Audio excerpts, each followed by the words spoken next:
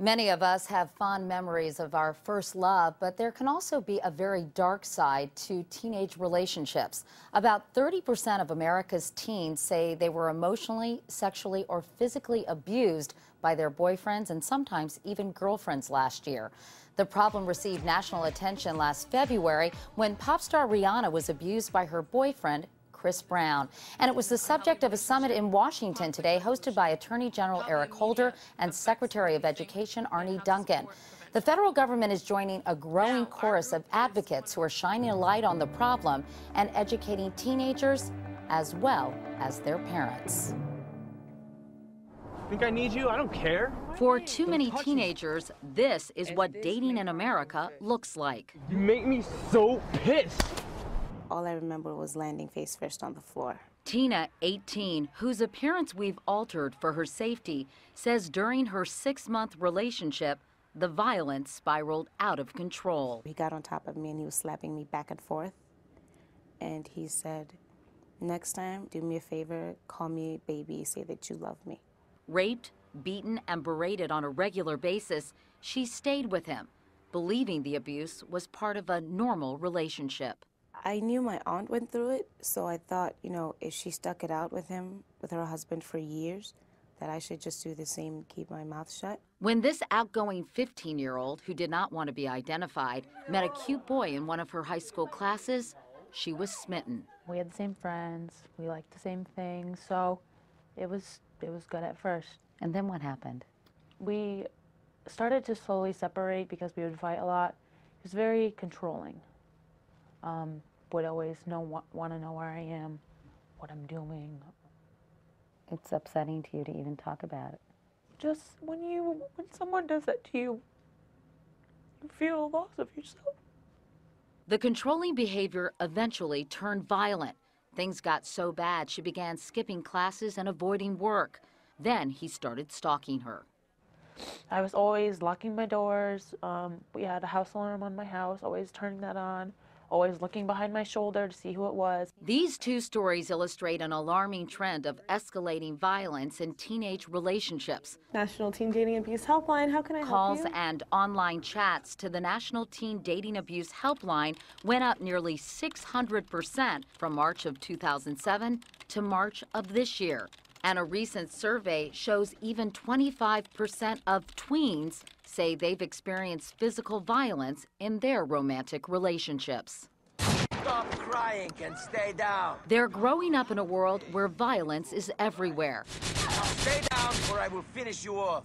Where teens are constantly bombarded with pop culture images objectifying and degrading women.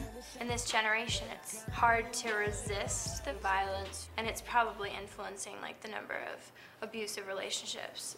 Add to that the evolving high-tech frontier. Relentless texting, constant instant messaging, and virtual mind games played out on social networking sites are all becoming tools of choice for abusive teenagers wanting to control their partners. Teens are primarily using technology, and that has changed the dynamics, I think, in terms of the abuse that we're seeing. Tragically for some, this cycle of dating violence can turn deadly.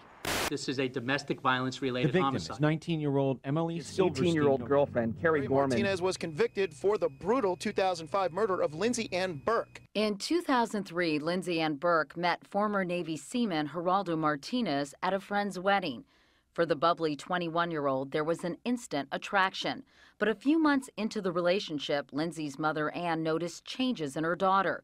She became secretive, obsessed with instant messaging, and started to distance herself from friends. You saw this change in her behavior, and you were really at a loss in terms of what you could do to help her. I did go to several counselors. Not one of them picked up on the warning signs of an abusive relationship. After a tumultuous 2 years, Lindsay finally left Martinez.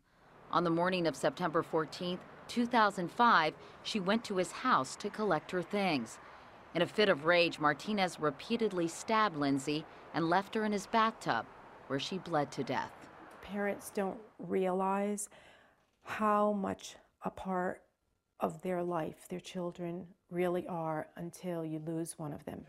Ann's grief quickly turned to anger and then action. You're going to learn about dating abuse and dating A health teacher at a Rhode Island middle school for 23 years, she realized she had never discussed dating violence with her students. I went back to work, looked in the eyes of my 8th grade students, and asked myself, so why is it that I'm teaching them about heart disease and substance abuse, but I'm not teaching them about this? For 2 years, the Burke family pushed for legislation that would require dating violence awareness be taught in middle and high schools in Rhode Island. And I'm hoping that the Lindsay Ann Burke Act will get passed. The act passes. In July 2007, the Lindsay Ann Burke Act was signed into law. I know at that point, Lindsay was looking down and she was smiling. Destruction of a person is not only physical. Today, Ann Burke is teaching her 8th graders the lessons her daughter Lindsay never had. When it makes you feel bad inside, that's what makes it violence. And in high school, students learn to identify red flags. How many of you have seen relationships that look like that? Like jealousy and controlling behavior that are often precursors to violence. What might an incident be with somebody who's possessive or obsessive or overly jealous? 6 states have since passed similar legislation, and it's pending in 6 others. Sometimes this guy I'm seeing spies on my social network pages. Meanwhile, campaigns are using technology to combat the problem, sending out positive messages online. Students are also being enlisted across the country in peer-to-peer programs that help teens understand what makes a healthy relationship. If someone has control over somebody else, what do they have? Power. A program like this helped Tina get away from her abusive boyfriend. Now, she wants to help others. I don't want this to keep on happening to young girls, or young boys for that matter. So with me opening up and telling them about my story, that they have realized that it is wrong, that they shouldn't be going through it. If you need help or know someone who does, we've posted a list of resources on our website. Just go to cbsnews.com. And we'll be right back.